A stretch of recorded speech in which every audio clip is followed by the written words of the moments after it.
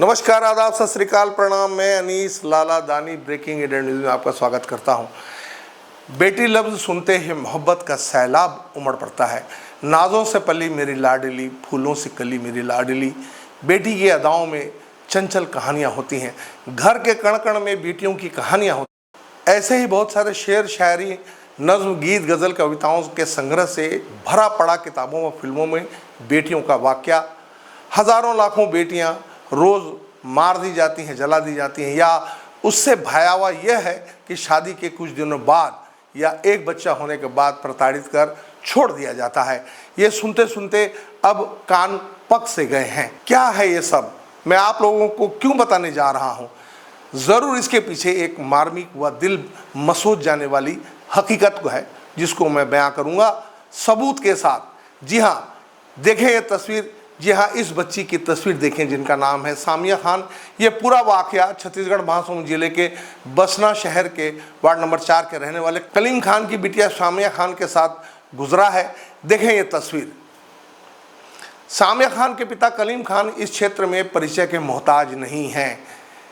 हिंदू, मुस्लिम, सिख, ईसाई सभी बसना वालों के दिलों में राज करने वाले कलीम खान, जिन्होंने बड़े नाजों से अपनी बिटिया को पाला था। कलीम भाई जी, ये आज आपकी बच्ची के साथ ऐसी कौन सी घटना घटी जो आप थाने पर आए हैं? घटना घटी बेहद ही दर्दनाक।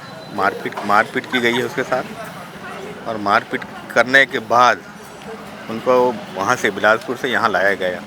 ससुराल पक्ष की तरफ से? जी जी जी। कौन कौन आया उसमें? उनमें आए हैं 7 या 8 लोग आए हैं, जिसमें से तीन महिलाएं हैं और 4 या 5 जेंट्स हैं। उसमें दामाद भी है? जी, लड़का भी है? लड़का भी है। हाँ। मेरे समधी और समधन भी हैं। हाँ। और तीनों का जो रवैया है ना, बहुत ही गंदा रवैया है। मैंने सुना हमेशा मारपीट करते थे। हाँ। समझे ना, और लंगड़ी लूली ऐसे करके दुनिया भर का मतलब बोलते थे बच्ची को तब प्रताड़ित करते थे, जो कि बहुत ही दर्दनाक। ये मतलब मेरा कहना चाहिए मेरे लिए आसानी है। मैंने ये सुना है कि बच्ची को मारे पीटे हैं। बिल्कुल निशान भी है, गाल में, हाथ में निशान है। ये आज आए क्यों थे यहाँ पर? छोड़ने फेंक के चले गए। हाँ, फेंक के चले गए। चले जा रहे थे मतलब। और सामान भी था? कुछ सामान था ना, सामान थोड़ा सा। अच्छा, तो ये इनके उससे लगता है लहजे और बातचीत से मैंने बात किया, बड़े बदतमीज और बड़े घमंडी टाइप के। बहुत ही गंदे लोग हैं। अल्लाह ताला इनसे बचाए जी। आप क्या चाहते हैं?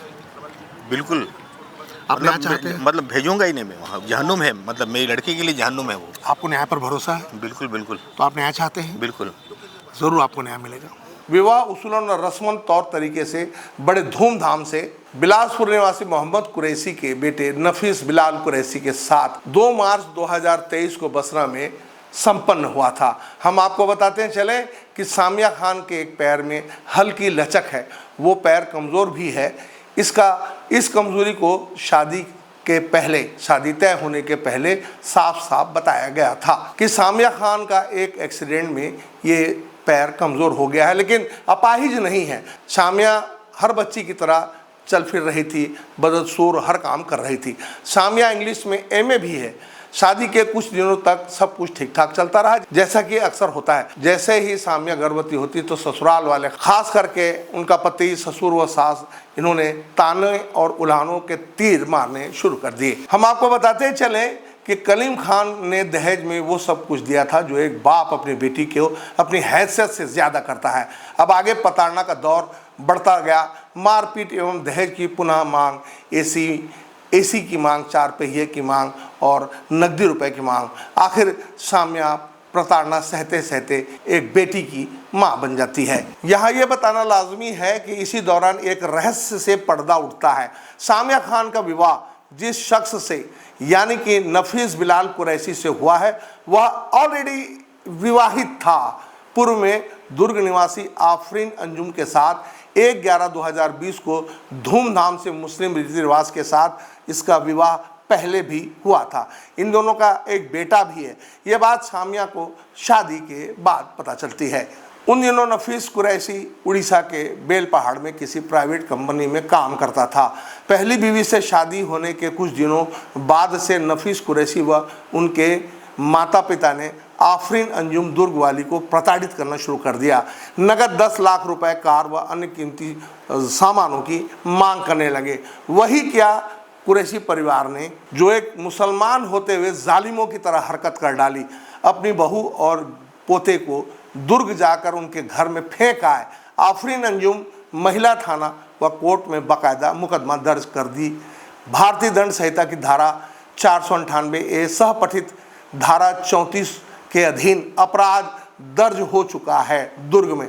हम आपको बताते चलें कि अपने आदत के अनुसार पति नफीस कुरैशी, ससुर हफीज़ मोहम्मद, सास अमीना कुरैशी ने वही कांड कर डाला जो दुर्ग वाली पहली बहू आफरीन अंजुम के साथ किया था। 18 जनवरी 2025 को इन लोगों ने शामिया को 4 पहिया वाहन में धर दबोच कर जबरन बिलासपुर से बसना लाकर शामिया के घर के सामने, यानी कलीम खान के घर के सामने फेंक दिया, धकेल दिया और उसके गले को दबोच दिया। ये लोग फेंक कर भागना चाहते थे। घर व दुकान में मौजूद नाते रिश्तेदारों ने मामले को संभालते हुए उन्हें पकड़ करके बसना थाने में ले गए। सुने सारी कहानी सामिया खान की जुबानी। बेटा, आपका नाम?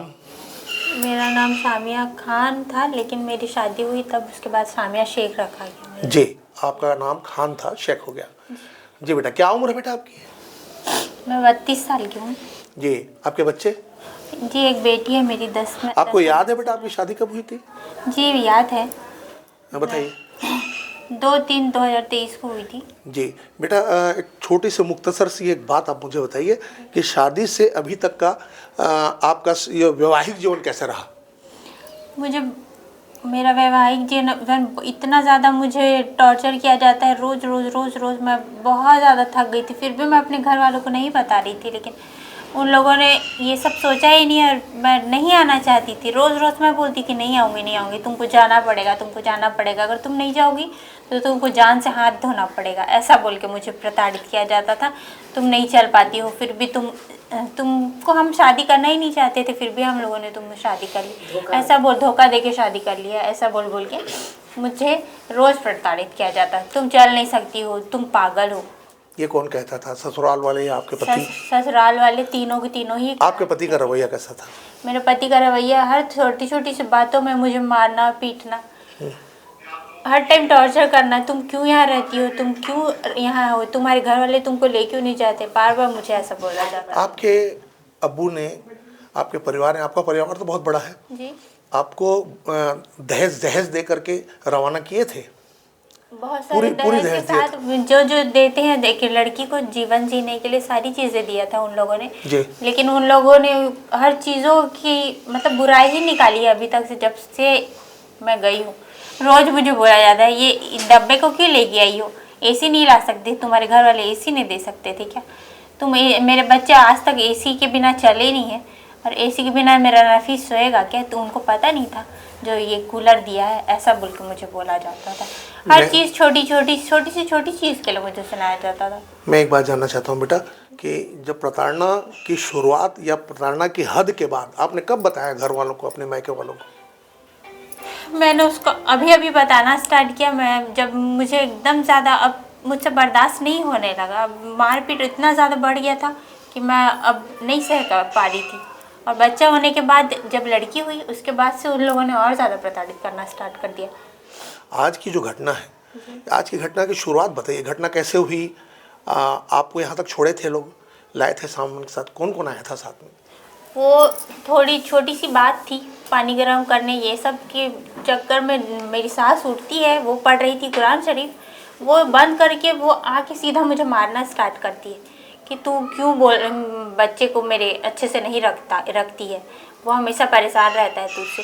बस छोटी सी पानी की चीज़ की थी तो मुझे छान के दे ऐसा बोला होता, बट उन्होंने ऐसा नहीं बोला, बोलते तुम यहाँ काम करने आई हूँ, क्या करने आई हूँ, बस इस तरह रोज होता था, कुछ ना कुछ कटर छोटी सी। आज यहाँ तक लाने का ये लोग प्लान बनाए, आज की घटना क्या थी? आज रोज मुझे ये कम से कम ये 3 दिन पहले मुझे बहुत ज़्यादा मार पीट किया गया।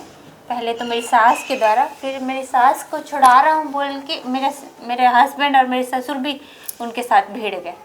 फिर उसके बाद मैं क्यों मार रहे हैं छुड़ाने में, ये क्लोज अप ये हाथ में कटा है, ये 2-3 दिन पहले, ये परसों से और 2 दिन पहले की बात है ये, मतलब ये 5 दिन हो गए। ये वाला कटा था, कुछ भी बोलूँ तो मेरे हाथ को ऐसे मोड़ दिया जाता था, क्योंकि मेरा लेफ्ट उतना ज़्यादा वर्क नहीं करता है वो एक्सीडेंट के बाद से, तो वो मेरे राइट हैंड को पकड़ लेती है ताकि मैं उसको कुछ, मतलब मैं कुछ नहीं कर सकूँ। ये देखिए कैसा कटा है। रोज मुझसे कपड़े धुलवाते हैं वॉशिंग मशीन से, को खराब कर दिया है अपने हाथों से। आज आपको जब बोले होंगे कि गाड़ी में बैठो, हमको छोड़ देंगे, फेंक देंगे, कुछ तो ऐसी बात हुई होगी? लाए नहीं, वहाँ से कैसे चले आप? वो मुझे और बैठ कैसे गए गाड़ी में? जबरदस्ती बैठाया गया गाड़ी में। अच्छा। नहीं बैठूंगा, मुझे नहीं जाना, नहीं जाना, मैं लास्ट तक बोलती रही, लेकिन तो जब वहाँ से चले तो मोहल्ले वालों ने कुछ देखा है वहाँ, या इनके घर के आसपास कोई नहीं रहता? देख रहे थे। हाँ। मेरी कॉलोनी वाले लोग निकल के, उन लोगों ने देखा है। उन लोगों ने बोला भी वापस आने का राह रखना, ऐसा कुछ मत करना, उन लोगों ने बोला। फिर भी उन लोगों ने मुझे मार पीट के दबोच के बैठाया गाड़ी में। आपको जब वहाँ से यहाँ लाए तो आपके वालिद को लाकर सुपुर्द किए या धक्कम, क्या हुआ यहाँ लाने के बाद? वहाँ से मुझे ज़बरदस्ती कार में बैठाया गया, फिर उसके बाद मेरे घर के सामने मुझे धक्का दे के, गला दबा के धक्का दे के, और मेरे सामानों को फेंक कर वो जा रहे थे। वैसे ही मैंने घर वालों को आवाज़ दे के बुलाया। मेरे घर वाले जैसे बाहर आए और उन्होंने देखा तो उनके साथ फिर गाली गलौज करके फिर से आपके परिवार वालों के साथ गाली गलौज? जी, गाली गलौज किया, और उनको भी वही सारी चीज़ें वो फिर से दोबारा बोलने लगे जो मुझे प्रताड़ित करते थे। ये इससे हम शादी नहीं करना चाहते, तुम लोगों ने ज़बरदस्ती शादी कर दी, ये सब। इतनी दादागिरी बिलासपुर से आपको जबरन बैठा के ला करके बसना में ला करके धक्का मार के गिरा देना, आपके परिवार को बोलना, ये इतनी दादागिरी, ये हकीकत से परे लगता है। ये हकीकत है, ऐसी बात? जी, ये हकीकत ही है। एक बात और मुझे जैसे जानकारी मिली है कि आपकी जानकारी के बगैर इन्होंने शादी किया। इसकी पहली पत्नी भी है क्या? जी, वो मुझे शादी के बाद पता चली कि उनकी और एक पत्नी है और उसका एक बेटा भी है।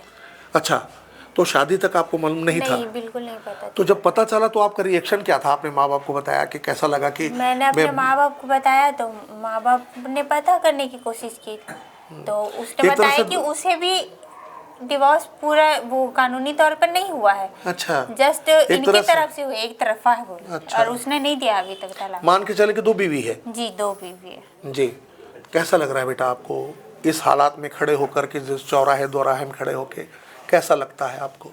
मुझे बस इंसाफ चाहिए कि मैं अब क्या करूं। अब मेरी एक बच्ची भी है 10 महीने की, अब उसका फ्यूचर क्या होगा? अब मुझे बस वही सो जाता है।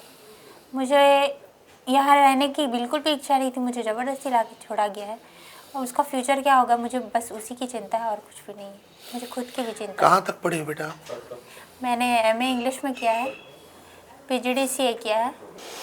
मुझे एक बात बताओ, जैसे जिस हिसाब से बात चल रही थी कि AC वगैरह की, इससे तो लगता है कि दहेज का प्रताड़ना था। जी। उसके अलावे बेटा, जैसे कि उन्होंने कहा कि आपकी कमजोरी को भी वो बार बार टॉर्चर करते थे कि तू चढ़ नहीं सकती, लंगड़ी है, लंगड़ी है। हाँ। तू क्यों नहीं चली जाती?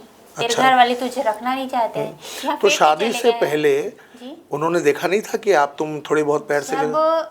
वो देखने आए थे, वो अकलतरा में देखने के लिए आए थे मेरी बहन के घर में, तभी भी मैंने चल के दिखाया था उनकी फूफी को, उनकी मम्मी को, उनके पापा को, सारे लोगों ने देखा था मुझे। बाद में टॉर्चर करने लगे? फिर बाद में टॉर्चर करने लगे, और मुझे घर में भी आके देखा था, 2 बार देखा था। फिर मैंने पूछा भी था कि तुम जो शादी कर रहे हो, तुम किसी वो घर वालों को प्रेशराइज करने की वजह से तो नहीं कर रहे हो, तुम अपनी मर्जी से तो कर रहे हो शादी? तो उसने बोला था हाँ। 3 महिलाएं जो आई हैं उनमें कौन कौन है वो लोग? वो तीनों क्या लगती हैं आपकी? वो एक उनकी मम्मी है, मेरी सास है। हाँ। और उनकी बहनें हैं। अच्छा जी। सास की बहनें हैं या आपकी ननद हैं? मेरे ससुर की बहनें। अच्छा, और वो जो आए हैं आदमी लोग 4-5 जो हैं, उनमें एक आपका खाविंद है, आपका पति? जी।